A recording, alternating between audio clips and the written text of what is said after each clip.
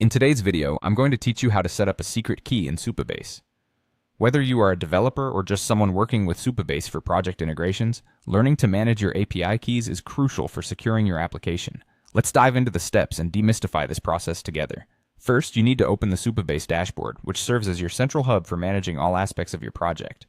To get there, navigate to the Supabase website and log in with your credentials. Once you've successfully logged in, you'll be taken to the dashboard. It's a pretty comprehensive interface that houses everything you need to run your backend services seamlessly.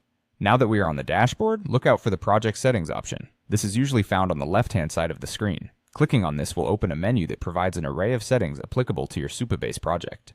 It's good to familiarize yourself with this area, as you might return here often for various configuration tasks. Once inside the project settings, your next stop is the API Keys section. Clicking on this option takes you into a page dedicated solely to managing API keys. Here, you'll find the keys that are currently active and in use for your project. API keys are like the keys to a vault, controlling access to your project's data and functionalities, so it's important to handle them with care. In the API Keys section, you'll want to create a new secret key. Look for the button labeled New Secret Key and click on it. This button initiates the process of generating an entirely new API key, an essential access credential without which some of your services may not function properly. Next, you'll be prompted to type in the name for the secret key. This is a good moment to think about a descriptive name that clearly indicates the key's purpose.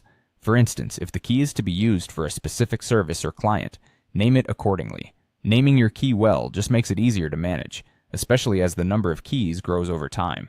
Once you've filled in the desired name, go ahead and click on the Create API Key button. This step finalizes the creation of the secret key. You'll now see it listed among other existing keys. At this point, you have successfully created and set up a new API key, which is now ready to be used in your Supabase project integrations. Finally, be sure to take note of the key and highlight it for your records.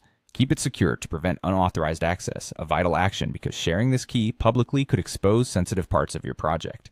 And there you have it, a streamlined process to set up a secret key in Supabase. It's as straightforward as it sounds, and with a little practice, you'll be managing your API keys like a pro.